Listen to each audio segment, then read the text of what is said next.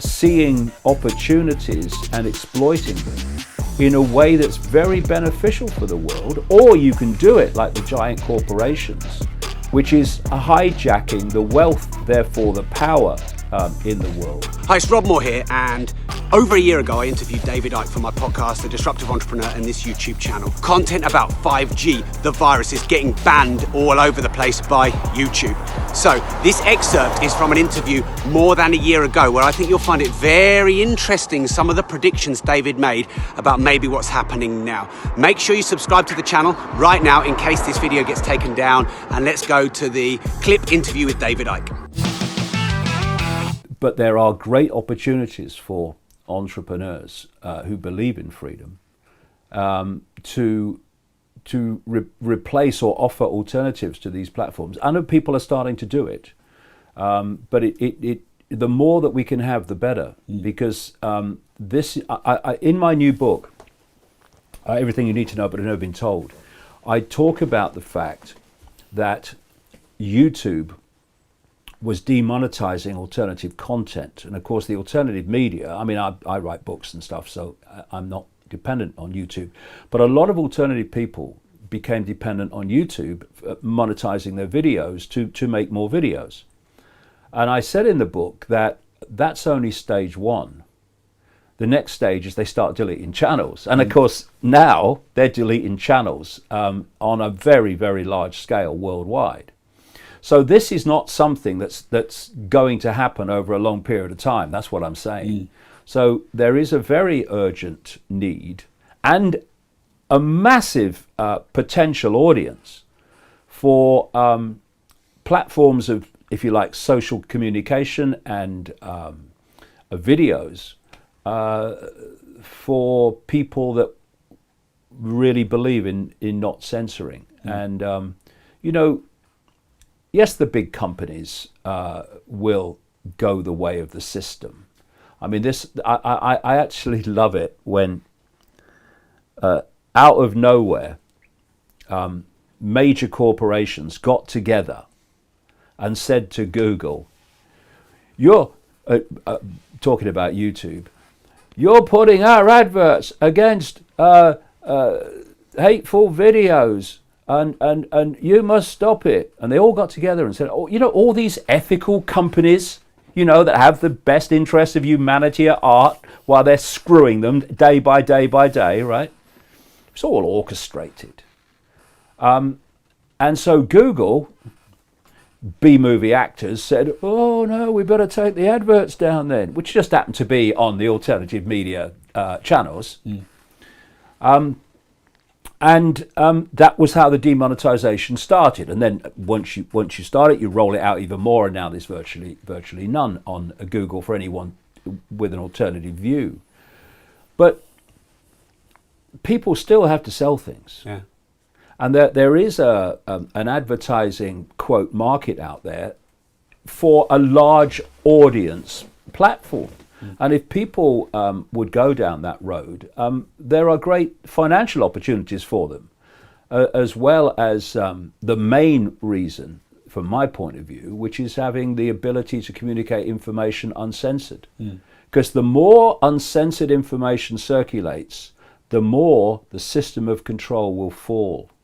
Because its whole foundation, its whole way of surviving is to keep from its target population what it is doing, how it is doing it, and to what ultimate end.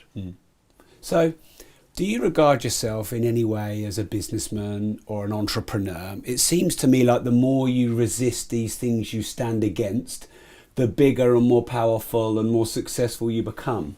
Are you aware of that dynamic going on? No, I'm not an entrepreneur. I spend my life researching information and communicating information. My sons, Jamie and Gareth, who run the organization of everything, they work to get my information out there. And they can be very creative at it, and they have to be very creative at it because of all the pressures to stop it. So that's the way I work. I don't have anything to do with that side of things at all. I just deal with the information. In fact, you know, there was a time when I did it all.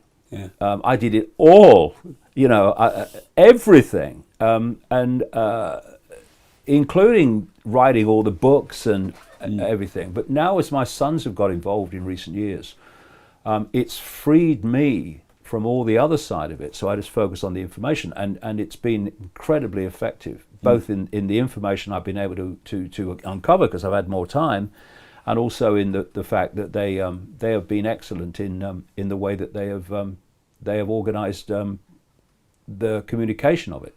And is that just to free up your time, or is that because you don't really enjoy the more commercial aspect, or is that because they're good at the commercial aspect, or is that because you wanted your family involved? No, it's because A, they're good at it, and B, I have no interest in it whatsoever. All the commercial side of it and what have you, I have no interest in that whatsoever. I just want to uncover the information and communicate it. But you're quite right. In the world that we live in, you have to have an organization around you that A, can provide the opportunities to communicate the information you're uncovering, and also to make sure that there is money there to finance what you're doing. We do our own events, and it's a heck of a lot of money has to go out before any comes back. When you are printing books and what have you, there's a hell of a lot of money goes out before it comes back. And people can see the cover price of a book, but we don't get anything like that. No. Because it goes through distributors, it goes through shops, and there's all the shipping. Publisher. So printing, exactly, and so you have to have an organization like that that's sound. Otherwise, the point of everything, which communicated the information, just stops. So, but that's not my side of things. I don't enjoy that. Sure. But I do. But you embrace it. Don't let me give the impression that I don't like business and I don't like entrepreneurs. Quite the opposite. A microphone, for instance, is neutral. It's what you use it for that makes it positive or negative. Same with a notebook, same with a printing press, same with a computer, same with the world of the entrepreneur. You can use that creative business acumen, seeing opportunities and exploiting them in a way that's very beneficial for the world, or you can do it like the giant corporations, which is hijacking the wealth, therefore the power in the world, in the hands of fewer and fewer and fewer people. And one of the things I've been talking about for decades now, and I gave it the name at one point, the Hunger Games Society. It's a structure which you can symbolize as a pyramid, where at the top of the pyramid you have this 1%. Actually, it's less than 1% at the core. At the bottom of the pyramid, you have the rest of humanity that are not in the 1%. And the 1% of hijacked by this point all the wealth of the world, basically, and therefore they're calling all the shots. And between the controlled masses and the 1% is a merciless police military state to hold that status quo. And when you look at the way society's going, day after day after day, you can see that happening. You've got the police state and the police military state emerging more and more, the surveillance state. That's all part of this middle strata to impose the will of the 1% on the masses of the people. You've got more and more people at other levels of income that are being touched by this austerity. You've now got the so-called middle classes being targeted and finding it harder and harder to financially survive. You've got more and more people falling into the lower strata, more and more homelessness, etc. More and more lower wages.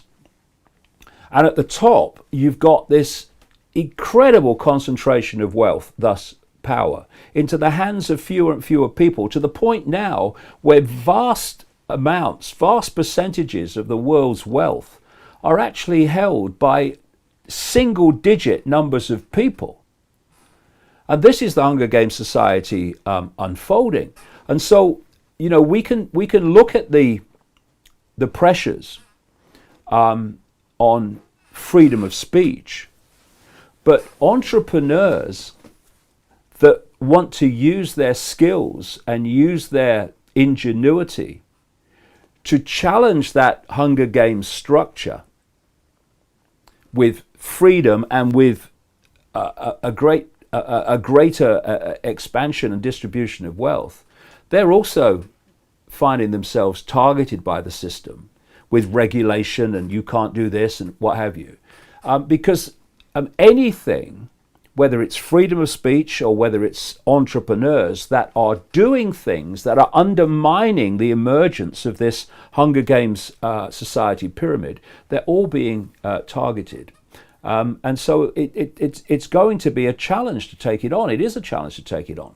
But, you know, what did I just say? 1% or less than 1%. And the 1% can only have the power they have because A, they control the money systems and control governments, but also because that middle strata of the police military state, who are made up of people from the population, police that population to the benefit of the 1%. When they start to realize that actually their families are being affected by this, their children and grandchildren have to live in the world that they're helping to bring in by protecting the 1%'s interest from the interests of the masses, then the whole pyramid will fall.